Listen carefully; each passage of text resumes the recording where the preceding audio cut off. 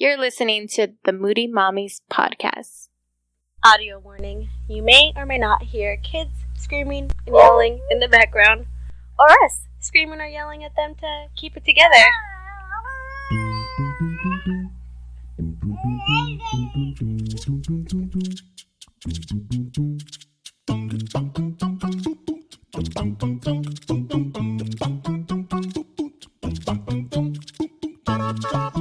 Hey guys, welcome to our quarantine episode of the Moody Mommies podcast. We should just call this like the quarantine edition until further notice, guys, because this is how the episodes are going to have to come to you until then.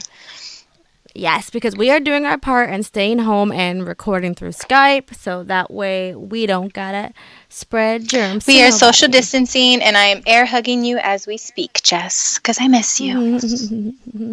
Man, it's been since February. Okay, so with the coronavirus going on, I'm sure there's a lot of people in the world that are concerned about everyone that they love, especially those that have underlying health issues. And there's tons of different types that there can be. So what are we going to talk about today, Jess? Well, today, your friend that we're speaking to has found out a couple years ago that he has epilepsy. So I'm sure most of us are kind of familiar with what epilepsy is. It's basically just a neurological disorder with sudden episodes of sensory disturbances. They can lose consciousness. They go into convulsions. And I've seen somebody have a seizure before. And it's just a really scary event to be a part of. And I can't imagine being the one who's going through it. And we're going to talk to your friend Mike about his experience going through it and what it's like from his perspective. You know, like I've seen it and you just see somebody fall and it's just everybody's freaking out around them, trying to figure out what do you do? And then they just come back and it's weird. Yeah. They don't even know what happened. So yeah, we want to hear his story today and we really hope you guys enjoy it. Hey, Mike, thank you for being here with us today. Thanks for having me. Yeah, of course. So I've never met you before, but you are a friend of Vanessa's, and it's a horrible situation, and I'm sorry to hear about it. But I actually don't know what the details are behind your new diagnosis, and from what Vanessa tells me, it's a pretty interesting story, and we want to raise awareness to people who are dealing with epilepsy. Yeah. And there's a few different forms from what I understand. I don't know if you know too much about the different ones, but I and she are both very interested in hearing about how old you were when you found out and pretty much the whole process. Like, what did you start feeling? What made you go get a diagnosis? And, take it from there. Honestly, I really wasn't sure. I didn't feel anything. I had no idea. It was a work night. I was working in Los Angeles, doing security at a club, doing security by the DJ. And then next thing you know, my lead comes up. He's like, "Hey, your brother's outside, and so is the ambulance." So I'm thinking, something happened to him. Like, I don't know what's going on. And so I'm asking my lead, like, "Is he all right? Is he all right?" And he's like, "No, you just had a seizure," and your brother's explaining to the paramedics. And I'm just staring at him like I'm fine. I don't know what you're talking. Like, I didn't have a seizure. Like nothing settled in yet. So I immediately rushed down, and as soon as I get it's like a three-story building. A nightclub type of thing, and by the time I get down there, like I could just feel like everything sore from being tensed up. My tongue was killing me because that's what I was biting on it like a lot. That's when I started to freak out. Like I had no idea. I didn't drink anything while I was there. Like I didn't if I was going to eat something, I wanted to get away from a nightclub. Oh no, I just don't trust them. So the whole time I was freaking out, and the paramedics were, they're examining me. They're asking me if I was taking anything or did someone slip me something. And I was just like, I just want to go home. Like, I don't want to go to the hospital. Just take me home. Why didn't you want to go to the hospital? I was just completely freaked out. Like, I had no idea like why I had a seizure. Like, I just wanted to be somewhere safe. I just did not want to go to the hospital at all. Like, I just, it was just so much anxiety, and I just wanted to go home. Like, that was it. Like, so. And at that time, you know how they were asking you questions. Do you think somebody slipped you something? Did you think that was a possibility, or did you feel like there's no way? I just don't even believe that it happens still. Well, that was like I didn't even drink water bottles while I was there. Like, so there was no way. Yeah, got it. Yeah, so I was just doing my job, and one moment I'm standing where I'm supposed to, and then the next minute I stand up in the exact place. So I had no idea. It was a complete time lapse. So I had no idea I had a seizure. Like, no one's even looking at me. Like, you would think like people are staring or something, but no one was looking at me. So I'm like, I didn't have a seizure. Like, I had no idea what they're talking about. And I remember the exact date too. It was October 16th, 2016. Oh, wow. After that, I just immediately went home. Like, everything was like completely sore just from being all tensed up. What do you call it? So once we got home, I explained to my brother explained to like my parents on what happened and such. 2 weeks later, I had another one, and that's when they decided to see a neurologist and stuff. They're saying it's from withdrawals. Like, my neurologist, he was saying, you're having withdrawals, and I'm like, I'm not taking anything. Like, I don't smoke, I don't take pills. Like, so we're like, till this day, we're actually still trying to figure it out. Like, we're getting closer, but they're still not sure on what exactly it is that's causing it. The closest thing that we've got, they found like a tumor in like right on my right temple, but apparently it's not the cause of it. And I call bullshit on it. Is that tumor benign, or do you have to try to get it operated on? It's not benign, but it's not growing. It's just kind of there in a way. When did you find out about the tumor? That was actually early last year, because they did like multiple MRIs and CAT scans, and it wasn't there.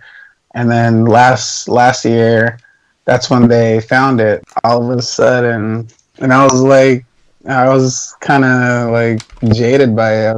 I didn't, like, you guys couldn't find this like earlier. Like, where did this come from? And if it's not doing anything or doing any harm, I don't know. It was just weird to me. I read that if you have a tumor in your brain, it can kind of press on the nerves, and you can develop these type of episodes due to that.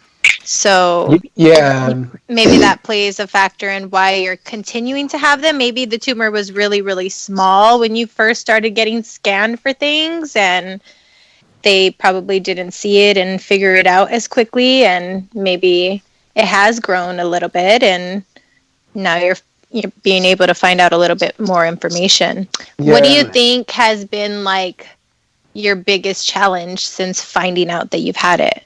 Like, do you have a lot of anxiety about having an episode when you're out in public somewhere because it's happened to you before? Or even alone?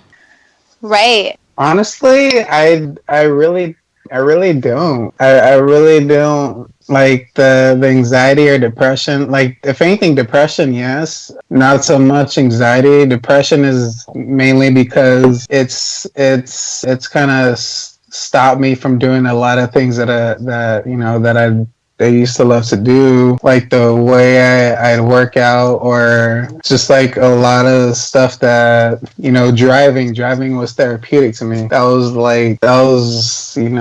my escape. that kind of got taken away. Like so many things got taken away, and like I had to find like a new thing to get everything off my mind and just kind of find a peace of mind somewhere.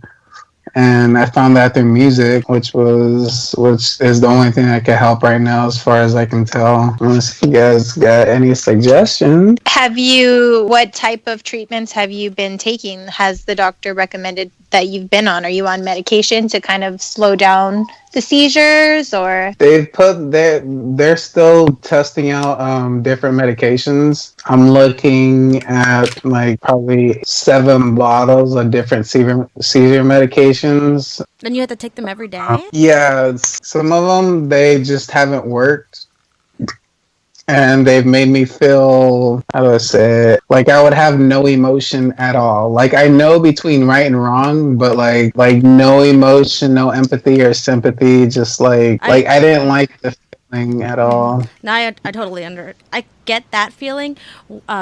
Maybe like 10 years ago, I was taking antidepressants, and that's totally how I felt too, where it was just nothing. Nothing. I couldn't. Like emptiness. Yeah. Yeah, exactly. And just like each prescription they gave me, it was that feeling. So we're still working on which medication is going to work, which one I'm going to be able to take daily. We actually kind of found one, which is called like Topiramate or something like that. Zomestamine. It's something like that. And that one's been helping you the most? It's been helping me. I don't feel any side effects off of it. Yeah, no, I don't feel pretty much anything. So that one's kind of been helping.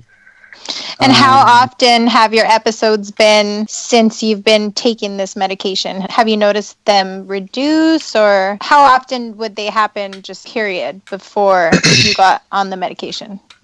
They were happening about 4 to 5 times a month. They lowered it. It got lowered to maybe like once or twice a month. Oh, that's really good. Yeah, so it did help out a lot.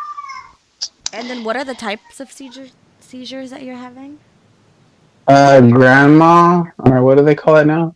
Tonic clonic or something. Okay, and what does that mean? I'm completely blacked out. Like Okay. it's basically like it could be 12:30. I have a seizure, and then I would come to like at like 12:45. Like I'm completely blacked out for that entire moment. Wow. So is it that you're down for that whole time, or just that you're maybe down for a minute or two, but you've blacked out that whole 15 minutes? Yeah, the seizure will last probably about maybe like 1 to 3 minutes, and then I come to like my brain kind of gets itself back together. But it's just after like that. rebooting.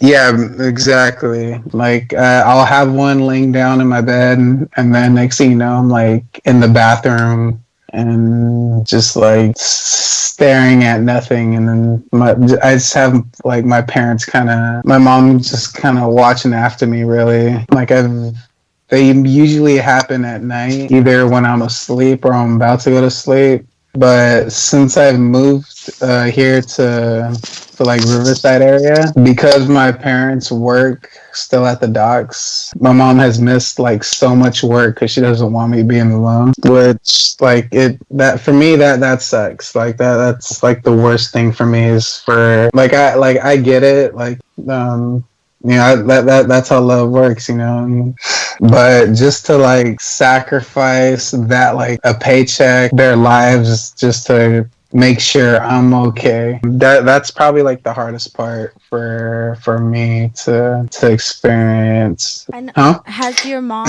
looked at becoming like your caretaker, so that way she can get paid and she doesn't have to go to work because she's making sure that you're safe? She's actually looked into it. She's currently she's looking into it right now, actually, just for the seizure that the surgery I just had. She really wants to go through that. Yeah, I mean, I think it's important for you, and because as a mom, there's no way she could feel comfortable going to work, and this is nobody's fault. Nobody did anything for this to happen to you. It just did, and somebody should be there to help support you. Right. And you're very fortunate that you do have a support system like that because, I mean, think about the adults that are already older and maybe these things happen to them and they don't have people to be there to support them and drive them places and help them, Exactly.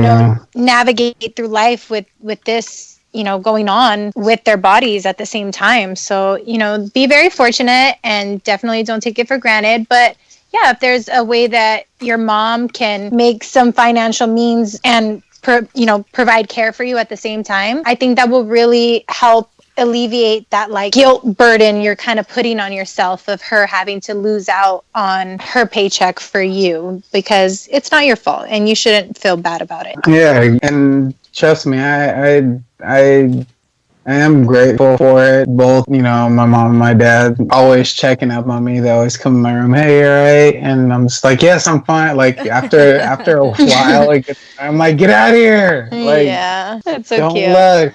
Don't look at me. So you just recently had a surgery, or you're about to have? Just had one. I want to say, I had one on the 6th. Okay. Yeah. And what was that surgery for? They went in on my vagus nerve on my neck. They wrapped some type of a wire around it, and it goes down to my heart. And then they put a pacemaker over it. So in case if I do have a seizure, or like the pacemaker is detecting one, it'll send a signal to the nerve, and it'll go straight to my brain and have it calm down, either calm the seizure down or stop it. Mm-hmm. So the 26th, that's when they're gonna turn it on. It hasn't been turned on yet, but on the 26th they're gonna actually charge it up and turn it on, and then I'll become Iron Man. Oh wow. So but it's already installed. It's crazy. Pretty much, yeah. Well, I hope that really helped, changing everything for you forever, so you don't have to deal with it at all, or maybe once every blue moon, if ever. Yeah, no, definitely, and hopefully it works. I just went down the rabbit hole of for how many people did it work and how many people Right. So is this a new procedure that they just came out with to help with this? I want to say it is. I'm not 100% sure. They gave me a couple options. It was either this surgery or go in on the tumor. I chose to go in on this one just to see if it works, and I wouldn't have to go through for the tumor surgery. I wouldn't have to go through that much. If this works, I would, hopefully it does. But if I keep having them and it's not working out for me, then step 2 would go for the tumor part. Right. Well, I'm hopeful that this will be your only needed surgery. So since the surgery, have you had any seizures? Actually, I did. Luckily, it was at the doctor's office at a post-surgery appointment. Oh wow! And right when I was in the waiting room, I was basically called in. And they're checking, my height, temperature, blood pressure. And right when that happened, that's when I had the seizure. And they prescribed me some medication. I ended up going home. And it was the first time that I ever had 2 seizures in one day home, and I was just laying down on the couch and I had one there. So hopefully, once they turn it on, that'll probably be the last of it. So, yeah, because the machine's not, it's in there, but you're right, it's not even working yet. So who knows if there'll be lots of improvement once it is up and running. Has there ever been a history of this in the family before this started happening to you?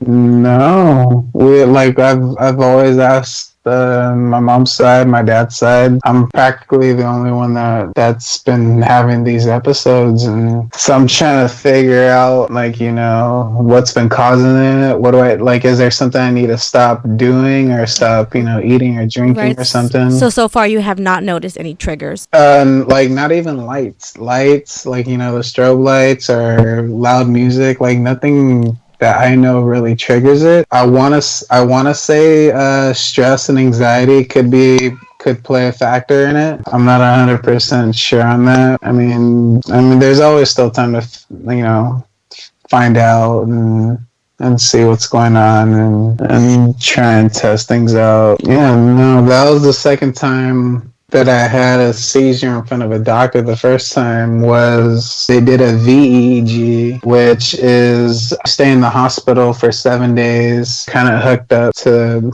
they have maybe 18 wires connected to your head. I They didn't just have a seizure. monitor your brain activity. Pretty much, yeah. Can't Crazy. get up to go to the restroom. You can't do anything. You just have to lay there for 7 days. Next thing you know, my neurologist comes in. He started asking questions, and right when he started asking questions, that's when I had the seizure. And that's I had a massive seizure. They had to put a tube down my throat. He noticed that where the seizure started was in the area of the tumor. So the neurologist and the neurosurgeon were kind of going back and forth on what was what, and this was before the surgery. So right now the neurologist wants to kind of keep an eye on if it's growing, if it's not growing, if it becomes benign, or stuff like that. Yeah, it's going so far. I mean, I try not to let it bother me. I still do as much as I can. I know I'm really stubborn, so that's the one thing I gotta fix. It's a journey. I think it's helped me out a lot personally, because I was a bigger asshole before this. I'll say that. Oh. But I think this humbled me a lot. I'll say that. And I'm also self quarantining myself, so we'll see how that goes. Yeah. That's good. I know. I don't know. Is that something that you even have to be worried about because you have health issues, and of course you don't want to contract this virus that's going on right now. So definitely self-quarantine for sure. Yeah, no, I've been prepared for this, I'd say. I don't know. I'm constantly in my room. My mom ended up putting cameras in the house in case she's not home. So she put cameras in the house, and she'll see me going out to the backyard, and she's like, "Get back inside the house." And I'm like, "What is that voice coming from?" Oh no. Yeah, She got an eye on you. I know. She's not home. God, she's got speakers coming out, and I'm like, oh, so you've been on quarantine for way longer than all of us have been. Yeah, I've had practice. I'm like Ant-Man when he was on house arrest, just doing dumb shit. It's crazy. Story of our lives. That's what I've been doing for the past 6 months. For I real. think are you guys quarantining, or what are you guys up to? Of course we're quarantining. We have little babies, so we have to play it extra safe. Okay. Yeah, my mom works in an emergency room, so she. Oh wow. Yeah, so she hadn't been to work in a couple weeks. She was on vacation, but now it's kind of getting stricter, and she's one of the only jobs that are still working. Able bodies. Yeah, that are still working. So she has to go, and she started work today. And Did they have her in a hazmat suit? No, and she's registration, so she's pretty much the first contact to anybody. So they just walk up to her and say, "I think I might have this." So it was just right. And of course, we all know, my mom said, so far her hospital hasn't had anybody test positive for it, but what we know is that a lot of people can have it without knowing that they have it or have any symptoms. Right. So my mom's like, yeah, So she just basically said, if nobody comes back positive this week, then I'll probably come home, because she decided to stay at one of her friends' houses just in case. And I reminded her, just because nobody tests positive doesn't mean that they're not carrying it. And she just doesn't mean that other people aren't carrying it. And she said, "You're right." So she's going to be staying at a friend's house for the next couple weeks and kind of play it by ear to see how she's feeling. She goes to this holistic doctor. So he showed her some, preventatives that she should be taking. And so she's really trying to be vigilant about staying safe. And she usually is anyways, just working in the emergency room in general. She just comes home and showers and doesn't touch anybody until, she's clean. So now she's always in the mask, always in gloves, always with the sanitizer. So we'll see how everything goes. But I just feel really bad because I feel like we kicked my mom out of the house because we have babies. You're like, you gotta go, lady. Come back. Yeah. Sorry, Mom. Come back another time. Yeah. Yeah. You gotta go. My dad tries to come over too before he comes in the door. I'm like, have you been anywhere? What are you doing? What do you want? Have you been to China? Do you know anybody Have you from traveled Hong Kong? outside of the country? Yeah. Dude, it's such a sad. I mean, I'm glad we can make light of it, but it's so sad, It really is because, like you're saying, Jess, like you have to send your mom away for weeks, and it's like, my parents live right up the street from us, so my girls are used to seeing them like at least once a week, Right. and they totally understand what's going on. I think it's like more for me. Like I want to see my mom. I want to go check on my parents and everybody that we love, and it's kind of like. Not the time for that, you know. You guys want to hear a funny story? You said you guys want to hear a funny story this morning. Well, last night we had the last bag of Chips Ahoy. There were just a few left, and my husband, my husband. Everyone's pretty much sleeping. We're up watching TV, and my husband gets in. He's like, I'm just gonna finish this, and he threw it in our bedroom trash can, which is very shallow. I know how to 5-second rule. Yeah. So my daughter comes in and she sees it, and she said, "What is that doing in the trash can?" No. I was like, "Oh, well, Daddy ate the cookies last night," and she said, "And he didn't even think about saving me one." I love those cookies, and we can't even get more because of the coronavirus. Oh my god! Dude, that is so my kids. My kids are like rationing everything. Wait, Mom, just give us a little bit of chocolate milk because we know we can't go get more. That's smart. That is smart. So cute. I mean, I'm so thankful that we have them to make our world so full right now because it just feels so empty. Yeah, they really have keeping us entertained. Yeah, they are. That's awesome that they wanna keep everything to a minimum. Like if I was a little kid, I'd just probably eat everything. Right? I'd be like, what? Quarantine? Mom, you'll figure it out. Like, I want some hot Cheetos. Straight Cookie Monster status. Just going at it. Yeah. Dude, that's I like that. It's cute. They're really understanding what's going on and the severity of it. And it's sad because it's like, their little minds are probably stressed out about it just as much as us. But I mean, are they on it as much as people on the news are? Do they watch the news or something? Or who are kids? Yeah. Well, I normally throw on the news when they're playing together, like Barbies, imaginary. They're just full on in play mode. So I'll keep the news on, and they'll of course hear. And they know what's on, and they're just they're talking about, you talking about the virus, Mom? And it was so cute the other day. They're playing baby dolls, right? And I'm like, all right, they're playing. I'm gonna make my bed and whatnot. So I'm walking back and forth, from my room to the living room to organize the house, and they have all their baby dolls on the table, right, on their little table, and they're like, come on, we gotta check all of them, see which one has the virus. Aww. And I'm like, oh my god, wow, what do I do? What do I say? It's just, it's crazy. It's just. Now I want a big girl. I feel like boys are just won't give a shit. They're like, what virus? They're jumping off something rough. No. I got orange juice. What are you talking about? Save me. The orange juice will save me. That's funny. All right, so we're getting totally off topic here, but self-quarantine got us off topic. I know, right? We have nothing but time, guys. Nothing but time.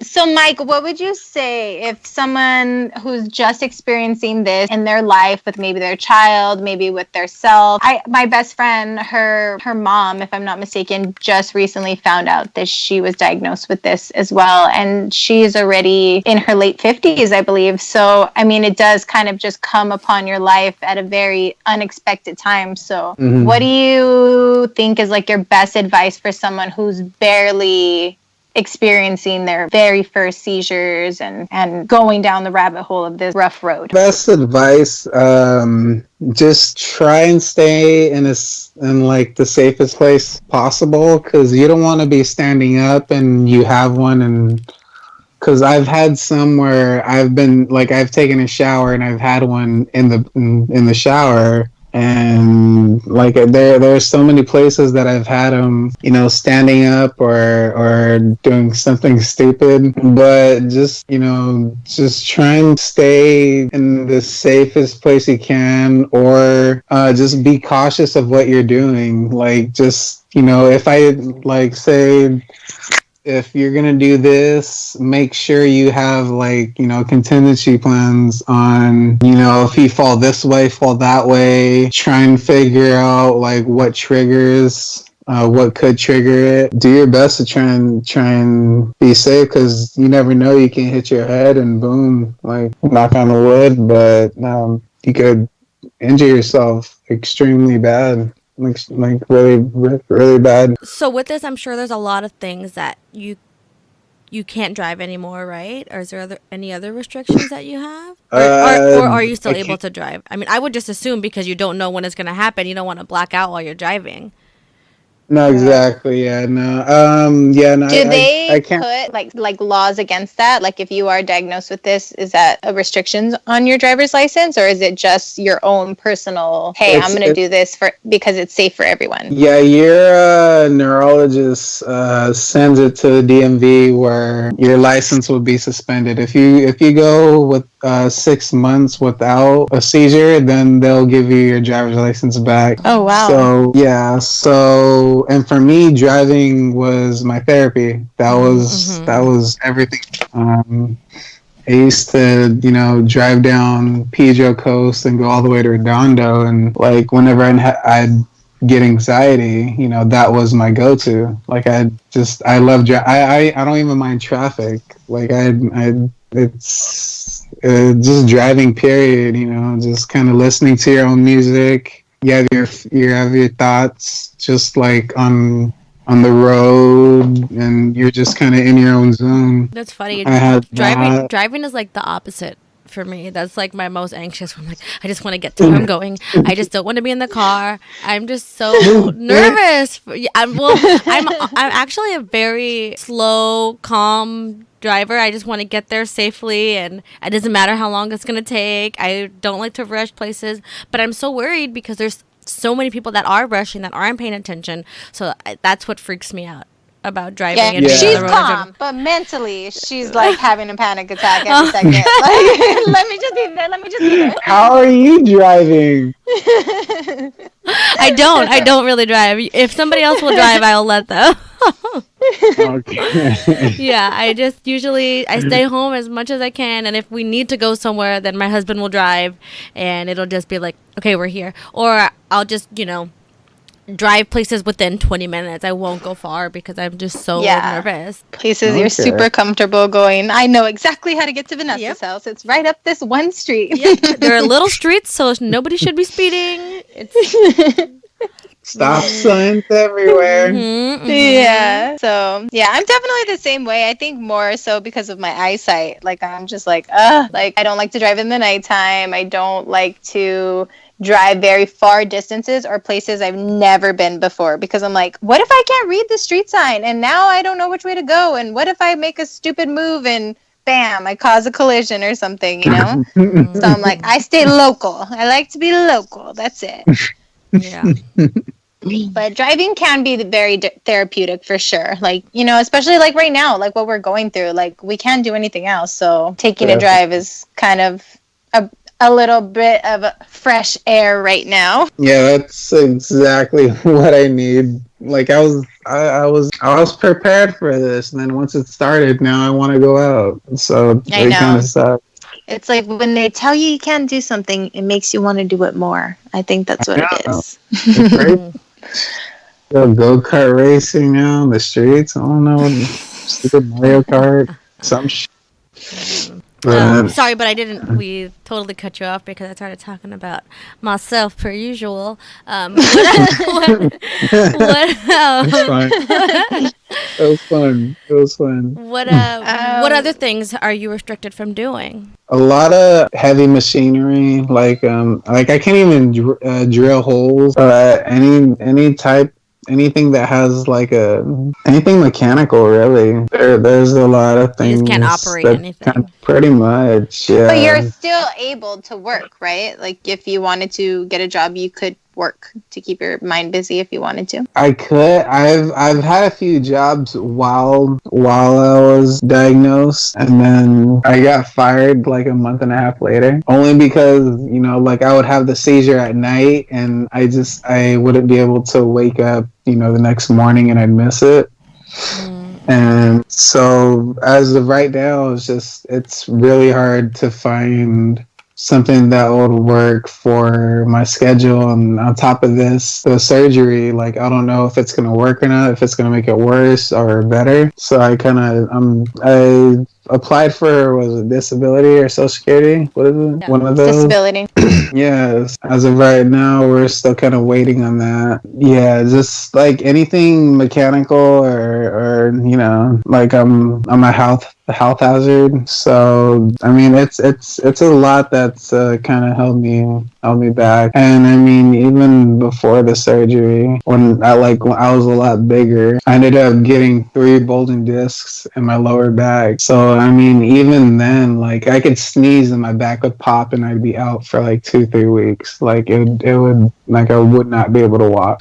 Why was your back messed up like that? Was it from your weight? Yeah, it was mainly from my weight. Playing football, got hit. I was fine, walked it off. And then as I was walking home, like I've never felt that much pain. And like I was probably on the couch for like a week and a half straight, like legitly. Like I didn't shower. Like I could not get up. I couldn't move. So after a few years of getting the weight off, then this thing comes along. So now it's just constant restrictions since I was like 16. Yeah, even the seizures, I could have a seizure and my back would pop it's just like it is hard to find a job. Like if it's not one thing, it's another. Yeah. Your body's like going through so much, so your reliability right now is like you can't really know what it is because you don't know what condition your body is going to wake up in. Exactly. Yeah, no. So I know that this is more like a scary question, but did your doctors talk to you about if there are any, like what the chances are of any of your seizures being terminal at all? yeah, no, there's been I've asked multiple times whether it's that or the type of seizures that I have, like like am I gonna wake up from any of them? Like, is it that bad? And I hate to say it, but yes, because you never know with the seizure. You never know what goes on and what can domino effect. This hits like this in the brain and doesn't respond back. So it's always it's just kind of rolling the dice with it. So with every single one that you have, there's a chance. Yeah, basically. It's kind of given me more, like I'm more appreciative of, like just people and life, just I've learned a lot from it. I'd say that sympathy and empathy, like just for other people and what they're going through. And you never know what's behind closed doors. Like people could post whatever they want on Instagram and Facebook, but you don't know what goes on, behind behind the scenes. So I try my best to look at it as a positive. If one of the seizures, if it, knock on wood, if it happens to go the wrong way, I just, kind of hope it takes me, like I've helped people in certain ways. Like I didn't die in Apple, pretty much. So I mean, I'm still learning to this day, and it's more of a battle for them than it is for me. To be honest, I could say that waking up from a surgery and seeing everybody that you love kind of just worried about you, just kind of like, are you okay? Are you okay? Like, if anything, that hurts me because I know they seen it. And for me, like, I'm just waking up from it. Like, to me, it's kind of like I'm waking up, but they're watching me have it. So to me, just seeing their faces, like, I hate to see that. Like, I don't, like, I want to see them happy, and just, because I'm having it, like, I know they care. It's just, it sucks to see, them seeing me go through it, and just like the aftermath and all the appointments and stuff. And so that's the biggest stress part on my case. Well, I think you're right. It kind of definitely puts you in a place where you just really appreciate all the things you have to be thankful for, and things that you probably took for granted before this happened. Like, our health is such a blessing that we all really, really do not think about on a daily basis. Like, someday we might all be old and unable, and so the fact that our bodies are healthy and working and doing what they need to be doing, it's something we definitely cannot take for granted, because I mean, just like your life changed from one day to the next, so Exactly. it's nice to think about it in that way, to just really appreciate your health. Like, don't be lazy, get up and enjoy your life, and be thankful that your legs work and you're not in a hospital bed, and you can get up and take a drive, or the stuff that other people cannot do, you're able to do. So be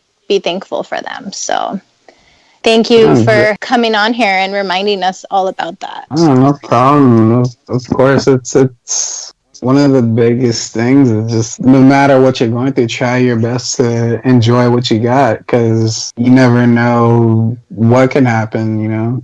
So I know I'm a stubborn person that I need to work on, but like, there's still things that I shouldn't do, but I'll still go hiking. Like, I'll go on a solo hike. Like, if I can't drive, like, I'll put on my headphones, I got my music, and I can go on a solo hike, even though I'm not supposed to, but it helps. It does. It helps me. And, by the time I get to the top, like, I just look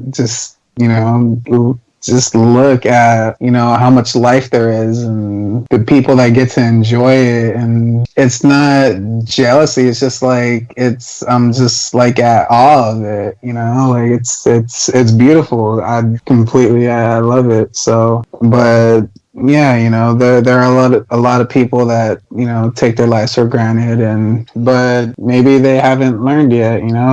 For me, I was that person as well. Yeah, just try. It has to hurt first before you realize what you got. Like, Yep, life is full of some hard lessons sometimes, but well, I'm glad you're on the road to getting through this, and I'm so glad you came on today to talk about your experience with this. Is there anything else you have, Jazz? We'll be thinking about you, and I hope that you guys figure out how to manage your symptoms so that way this doesn't keep happening to you, because it's crazy for you to go through this multiple times in a month. Yeah, you're so young. And wait, how old did you say you were? 25. 25. And so it's been so you started when you were 21? Yeah.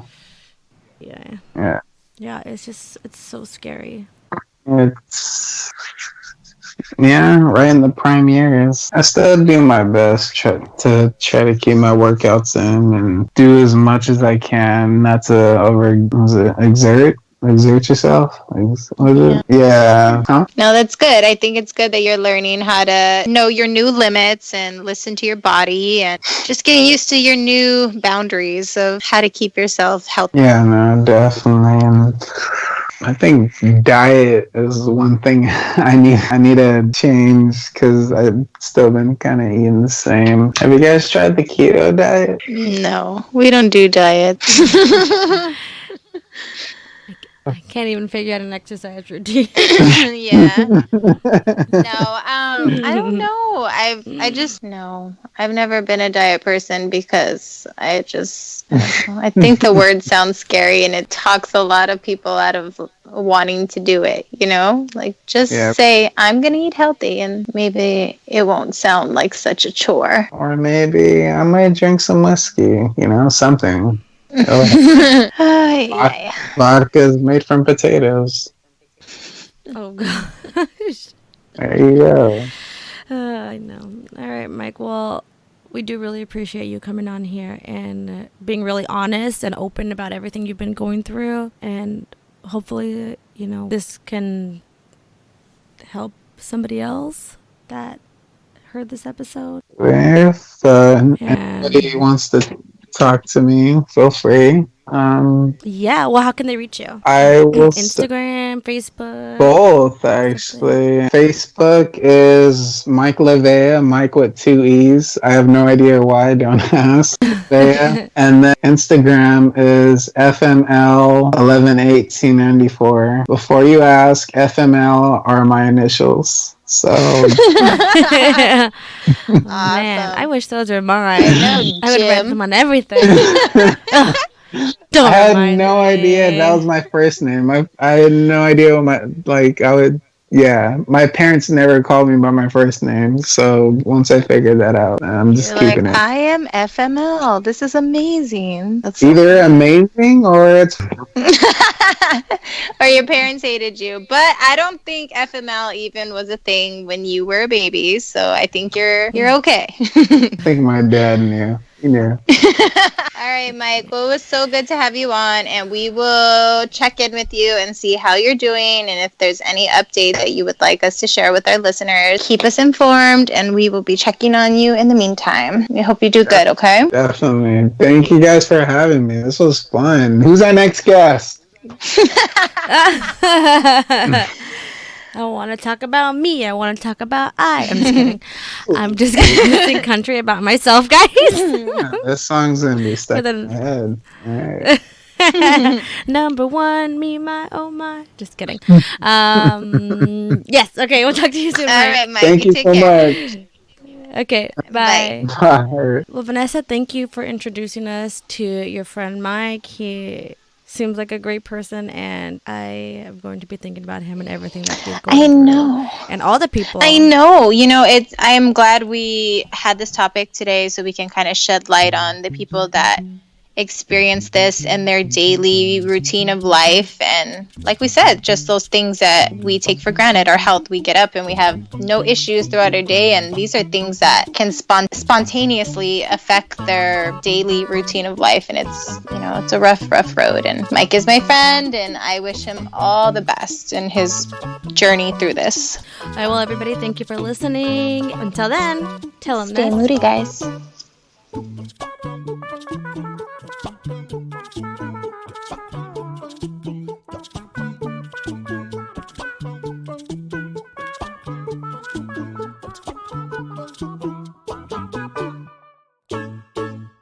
Say Moody Mommies.